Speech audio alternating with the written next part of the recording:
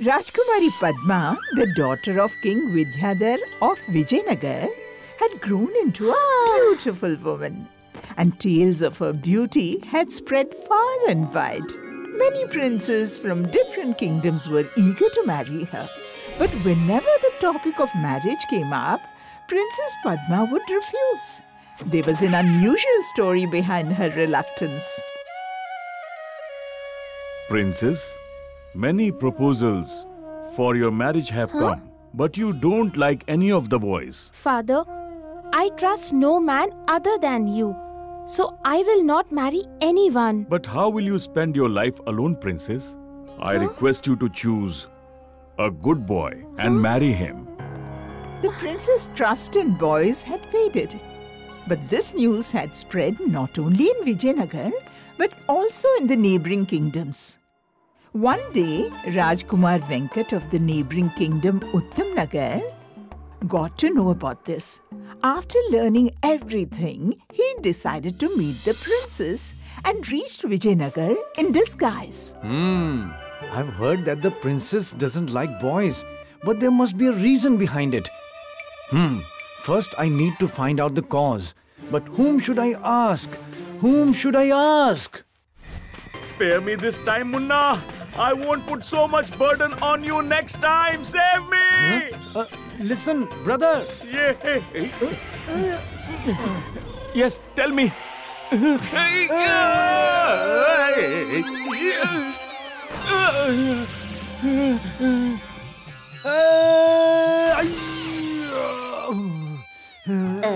Stay happy, dear. There was no need to bow down so hard. You seem to be a nice boy. I should leave, or else I'll be late in reaching the palace. The palace? Whatever happened, happened for good. Let me ask her. Auntie, oh auntie. Hey, auntie, I will pick it up. God bless you, dear. Thank you, auntie. Do you work in the palace? Yes, dear. Oh, then you must know Princess Padma as well. Yes, absolutely. Since her childhood. Auntie, if you don't mind, may I ask you something? Yes, go ahead. Then tell me, why does Princess Padma dislike boys? What should I say, dear? It's a very long story. The palace is far too. We can cover the story while walking to the palace. All right, let me tell you. The princess had a strong bond with the maid since childhood. And the maid took care of her from the beginning. During that time, she used to tell the princess the same story every day. The story was about a beautiful Maina family with a Maina, her husband and 2 children. Everyone lived happily in their nest. But one day, a fire broke out in the tree. The poor Maina kept pleading with her husband to take them and the children somewhere safe. But he kept thinking that the fire would extinguish soon. But in no time, the tree along with the Maina and her children caught fire. And the husband left them flying away. What the miner's husband did was absolutely wrong. This is exactly what the princess also feels. Due to repeatedly hearing the same story, she became so influenced by it that gradually she started to believe that this life of hers is the second life of that Maina. In her past life, her husband had done something so terrible to her, and that's why she dislikes every boy. So that's the matter. Auntie, we have reached the palace. Thank you for sharing the story. God bless you, dear. So this is the reason for the princess's dislike towards boys. I'll have to think of a solution so that Princess Padma's dislike ends forever. My king, I'm a storyteller. I have tales of every taste, old and new, from every place, near and far. If you permit, I would like to narrate them to you. Yes, of course, why not? You have my permission. Huh? Huh? But my king, I have one condition. What condition? I will not talk to any woman. And I will not narrate my stories to any woman. What kind of condition is this? May I know the reason behind it? Certainly, my king. When I was traveling for stories across different places, I met a sage. Pleased with my services, he told me that in my past life, I was a male miner. I used to live in a tree with my wife and children. One day, a fire broke out in that tree, and my wife left, leaving us to burn. I kept pleading with her to save all of us, but she didn't listen and left, saving only herself. After knowing that, I developed a dislike towards women. I decided that I would never get married. Stop it! How dare you steal my story? You are not a storyteller, but a thief. Soldiers, arrest him! My king, he is lying. This is not his but my story. And he was the one who left us. I am the same miner who was your wife in the past life. No, my king, my story is absolutely true. She is the one lying. No, you are lying. Princess Padma and Prince Venkat were not ready to end their argument. Both considered their stories to be true. Seeing this, King Vidyadhar thought of something to stop their fight. Stop! This is my court, and no one can violate its decorum. For this, both of you can be punished. Forgive me, my king. Forgive me, my king. But what kind of justice is this in your kingdom? I only set a condition that I would not narrate my story to any woman. But no one respected my condition, and in return, I have been arrested too. Well, now that I have been made a prisoner, at least tell me your decision. According to you, whose story is true? Mine or Princess Padma's? It seems like you have a lot of knowledge about justice and rights. You are not an ordinary young man. Quickly reveal your true identity. This is an order from the king.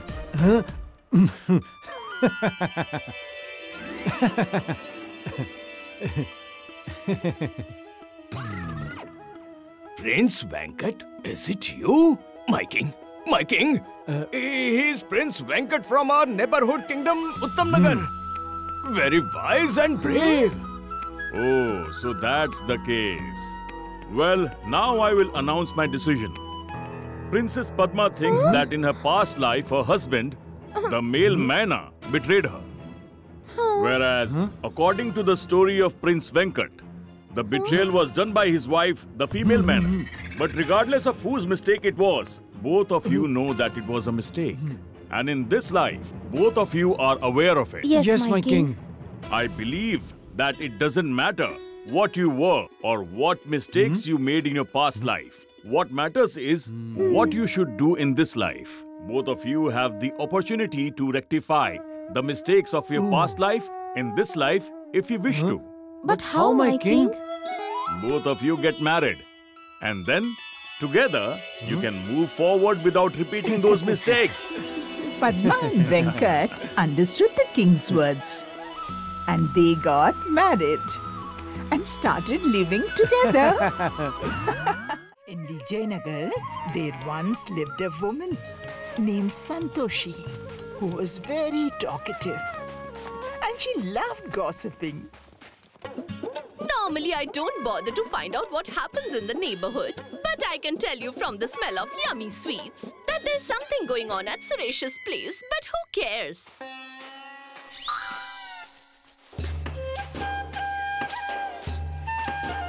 Looks like he hit a jackpot or something, but who cares? I think he's going to get a lot of money. Doesn't matter anymore to me. But who cares? She keeps track of everything that goes on in the village. And still she says, I don't care.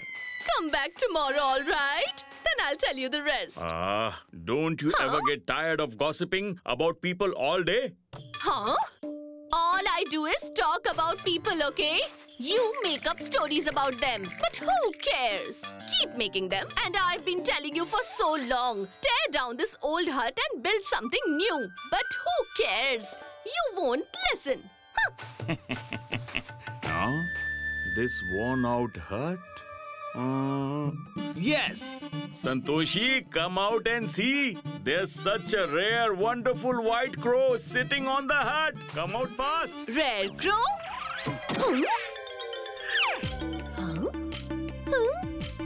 What kind of a crow is this? I can't even spot the crow on the roof, but if it's rare, it must be exciting news. I better pretend like I can see it. Oh, yes.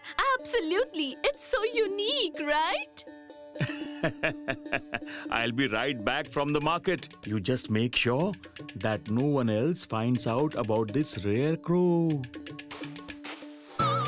Ganesh had told Santoshi not to utter a single word to anyone about the crow.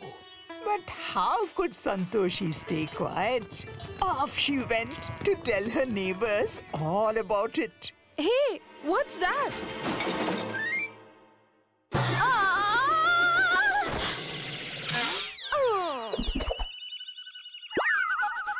Santoshi, is that you? Who comes in like that? Oh, forget about how I came. This morning itself, I spotted a very rare crow on our rooftop. Huh? A rare crow? But who cares? As soon as I saw it, I came running here to tell you. What was so rare about it, huh? Oh, it was a white crow. A white crow? It was so huge, you know, as big as a buffalo. As big as a buffalo? The crow has such big horns, such a long, long tail. Huh?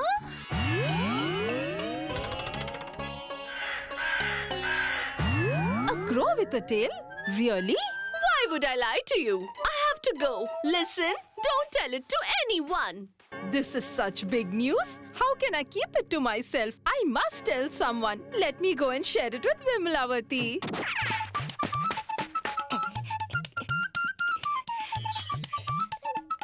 Oh, come on. You are sitting here polishing your bangles when there is something much more exciting happening at Santoshi's house. What do you mean? Do you know there was a white crow sitting on her roof today? A white crow! A big one! But I'm sharing this news only with you. Please keep this as a secret, okay? That means my grandmother was right.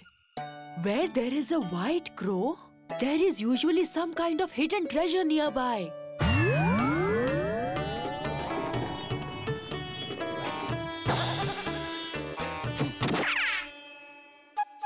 Do you hear, dear?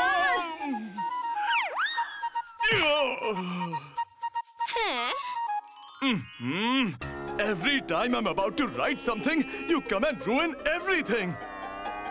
Yes, we are all about to get ruined. Those two, Santoshi and Ganesh, are about to become millionaire without even lifting a finger. You and your silly dreams. It wasn't a dream, it happened for real. Santoshi and Ganesh saw a rare white crow on their roof today, which was very huge. Just like Airavat, Indra's chariot. And you know what they say about white crows? There definitely must be a treasure hidden somewhere in their house. What? Is that so?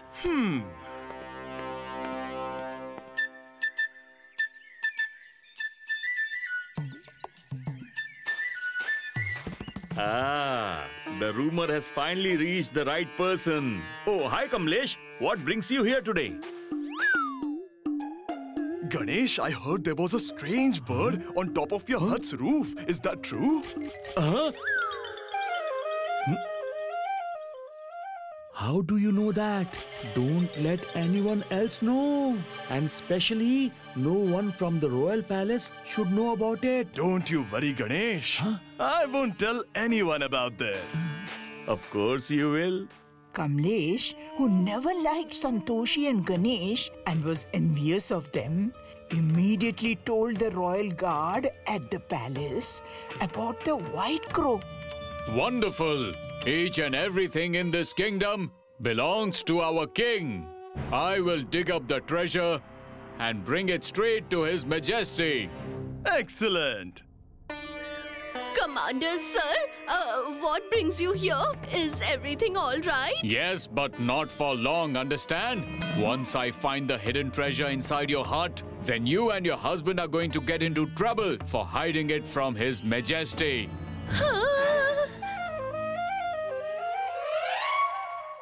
Soldiers, prepare to tear down that old hut immediately. What? The soldiers started digging around the hut, and the entire village waited to see if they had found any treasure.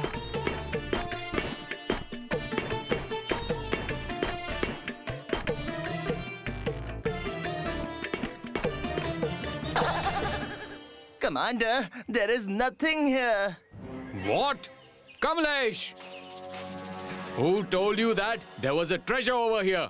Vimlavati did.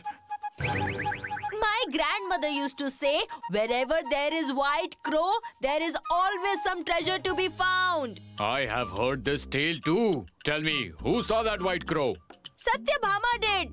Not just white. It was as big as a buffalo. And not just horns. It also had a tail. Santoshi was the one who told me about it. Yes, I did, but I... But what? Speak now, or we shall imprison you for your life. No, sir, I apologize. I was just...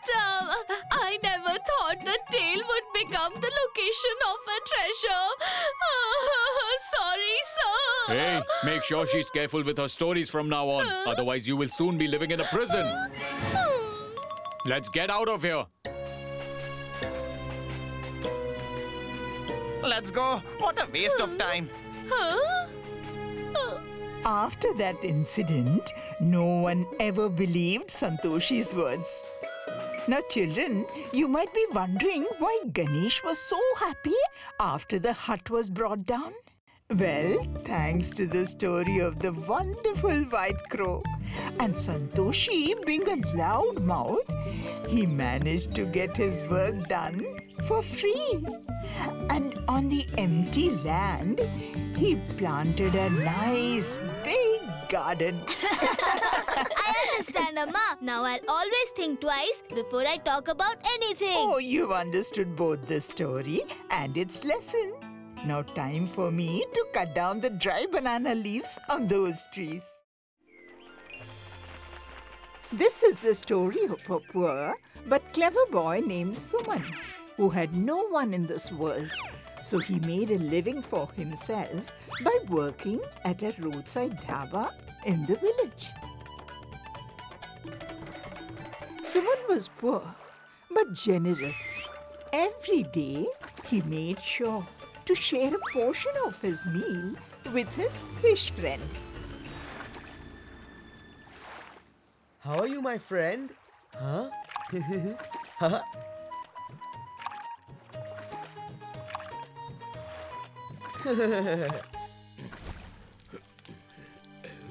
Suman?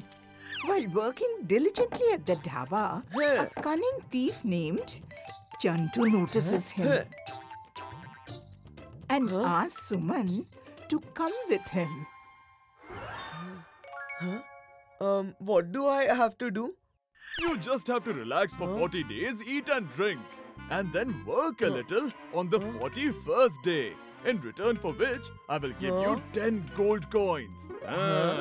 One before the work and the other after its completion. Tell me, did you like my offer? Suman gets excited after hearing a great offer. He immediately leaves his work at the dhaba and sets off with Chantu.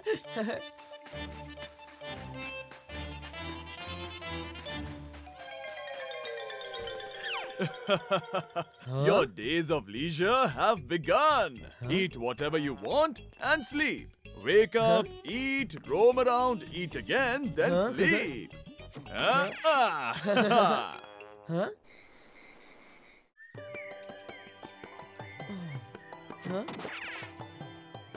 One day has passed.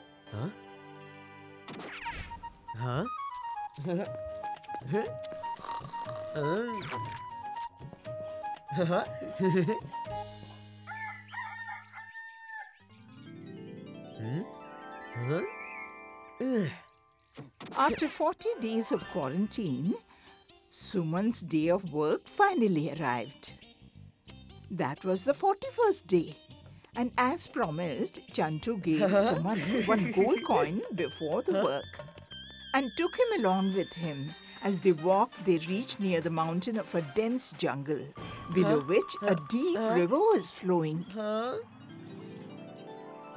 The fruits in this jungle are priceless. I want to take many fruits from here. But I don't know how many can fit in this bag. Can you sit inside this bag so that I can get an idea of how much weight it can carry? Sure, why not?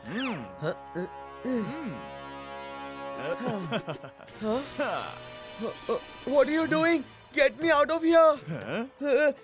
It's just a matter of 2 minutes. Anyway, I have fed you and taken care of you for so many days. Now you can't refuse.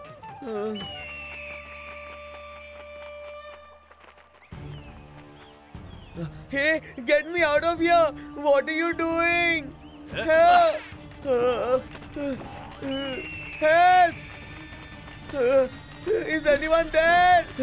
Save me! Ah, very good. Save me!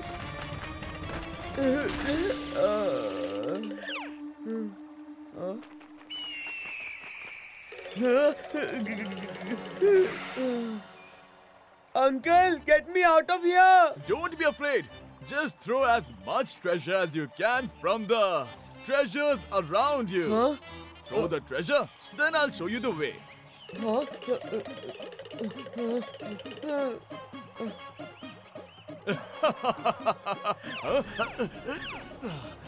Now tell me, Uncle. Foolish child, can't you see the skeletons and the empty bags lying around you? Many others before you have also become the food of that vulture. And now it's your turn. No, why are you doing this? Uncle!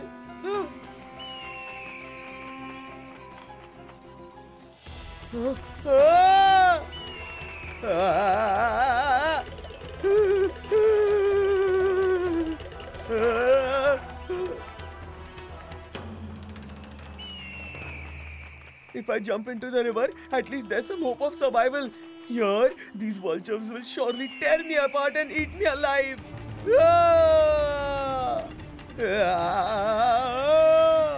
This was the same river that flowed through his village. Save me! And do you remember the fish from the beginning of the story, whom Suman used to feed? If the river is the same, then the home of that fish must also be this river, right? Finally, she reached on time to save her friend.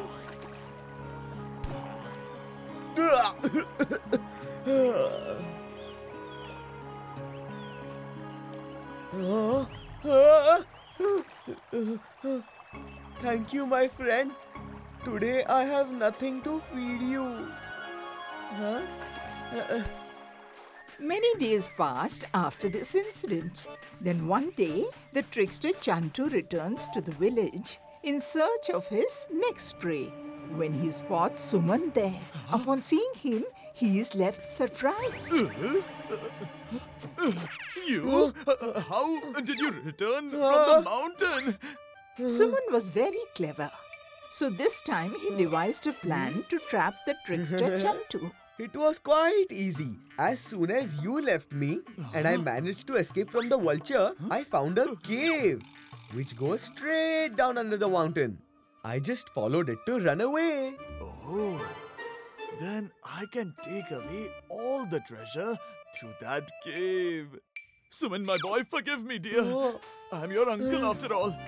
You didn't tell anyone about the location of that cave, did you? Not yet. Well done. So, can you tell me the way to that cave? In return, I will give you so much money that your living expenses, food, everything will be taken care of. Oh, but this time you won't deceive me, will you? No, never. This way, they made a deal. And once again they reach the same mountain. But this time, Chantu himself carries the bag and heads to the top of the mountain.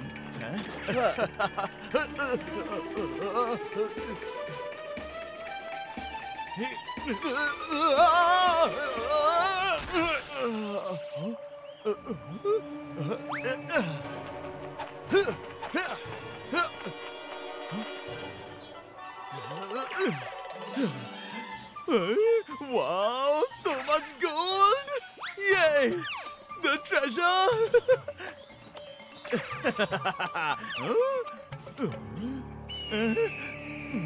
And where is the cave? What's the way to the cave? I can't see any cave here! Where is the cave? What cave? Which cave? 2 2s are 4! Have you lost your memory? Oh dear uncle, you turned out to be quite naive. Just like how you sent me and many others there to become the vulture's meal, you fell into the same trap. There's no cave up there. What? You fooled me!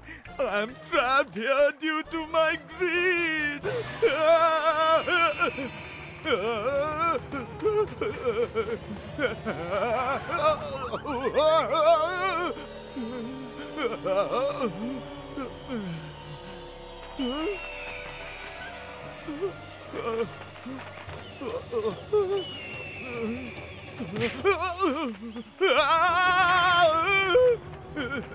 Save me! To save Suman from drowning in the river, he had his fish friend. But there was no one here to save Chantu, as he had spent his life deceiving people. So, there was no one to save him in the end. If you like this video, subscribe to our channel Murthy Media.